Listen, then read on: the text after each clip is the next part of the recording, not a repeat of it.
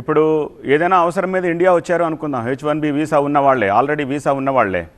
ఈ మధ్య మీకు కూడా బాగా తెలిసే ఉంటుంది, మీరు యుఎస్ ఆపరేషన్స్ చూస్తారు కాబట్టి. ఇండియన్స్లో ఎవరైనా వాళ్ళ చుట్టాలు బంధువులు పోతే కూడా రావట్లేదు, వాళ్ళు వస్తే మళ్ళీ తిరిగి వచ్చేటప్పుడు ఎలాంటి తలనొప్పి వస్తుందో, వీడితోటి ఎందుకు వచ్చింది అని చెప్పేసి అక్కడి నుంచే కార్యక్రమాలు చేసుకుంటున్నారు.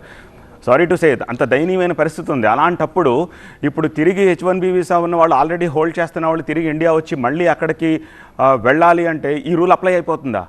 సత్య, ముఖ్యంగా ఇక్కడికి వచ్చిన తర్వాత రెన్యువల్ కోసం, ఫర్ ఎగ్జాంపుల్ ఇప్పుడు అక్కడ H1B యాక్టివ్గా ఉండి ఇండియాకి వచ్చిన తర్వాత అది ఎక్స్పైర్ అవ్వడమో, లేకపోతే ఇక్కడ వాళ్ళు అనివార్య పరిస్థితుల్లో ఉన్నప్పుడు వాళ్ళ వీసా గడువు కనుక ముగిస్తే రెన్యువల్కి వెళ్తే మాత్రం ఖచ్చితంగా $1,00,000 సంవత్సరానికి కట్టి ఆ రసీదు చూపిస్తే మాత్రమే వాళ్ళకి మళ్ళీ అమెరికాలో ఎంట్రీ ఉంటుంది. దీనివల్ల ట్రావెల్ బ్యాన్, ఇందాక మనం అనుకున్నట్టు ఏవైతే కొన్ని దేశాలకి ట్రావెల్ బ్యాన్ చేశారో, డైరెక్ట్గా కాకపోయినా ఇండైరెక్ట్గా భారతదేశంలో ఎవరైతే ఉద్యోగాలు చేయడానికి అమెరికాకు వచ్చారో వీళ్ళందరికీ ట్రావెల్ బ్యాన్ విధిస్తున్నట్టుగానే ఈ చట్టం చెప్తుంది.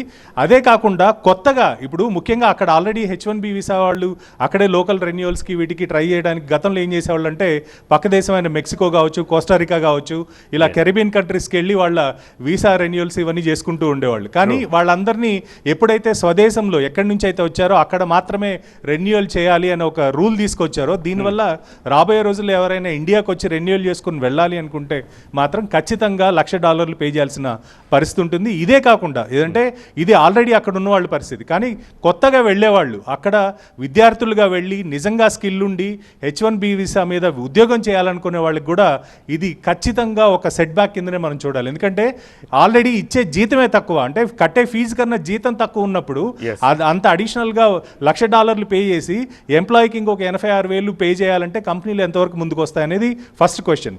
సెకండ్ క్వశ్చన్ ఏంటంటే, మనకి అక్కడ పనిచేసే వాళ్ళు ఎవరైతే ఉంటారో వాళ్ళు నిజంగా ఒకవేళ $150,000 అంటే $1.5 lakh శాలరీకి ఎలిజిబుల్ ఉంటే అక్కడ వాళ్ళు $100,000 కంపెనీలు ఎప్పుడు జోబ్ నుంచి పెట్టవు, ఎంప్లాయీని కాస్ట్ కంపెనీ కిందనే చూస్తాయి. సో అలాంటప్పుడు $1,00,000 వాళ్ళ మీద ఇన్వెస్ట్ చేయాలి అని అంటే వాళ్ళు అట్లీస్ట్ 200K ఏదైతే $2,00,000 శాలరీ తీసుకునే వాళ్ళకి కూడా $1,00,000 గవర్నమెంట్కి కట్టాలి. సో ఈక్వేషన్ ఎటు చూసినా కూడా వర్కౌట్ కాని పరిస్థితి, అటు కంపెనీలకు కావచ్చు, ఇటు ఉద్యోగస్తులకు కావచ్చు, వీళ్ళిద్దరికీ కూడా ఇది వర్కౌట్ కాదనేది మాత్రం చాలా క్లియర్గా కనిపిస్తుంది. ట్రంప్ తీసుకున్న నిర్ణయం ఏదైతే ఉందో దీనికి సంబంధించి, అంటే గతంలో కూడా తను అక్కడ అమెరికన్స్ ఫస్ట్ అనే ఉద్దేశంతో డిన్నర్స్ హోస్ట్ చేయడం, అటు మెటా కావచ్చు ఇట్లా కంపెనీలందరికీ చేసిన పరిస్థితుల్లో కూడా ఎక్కడ దీనికి సంబంధించిన హింట్ ఇవ్వలేదు. అంటే H1B వీసాస్ని మేము రిస్ట్రిక్ట్ చేస్తామనే మాట ఎక్కడ చెప్పకుండా ఆల్ ఆఫ్ ది సడన్ ఈ నిర్ణయం తీసుకోవడం మాత్రం ఒక షాక్ కింద చూడాలి. ఓకే.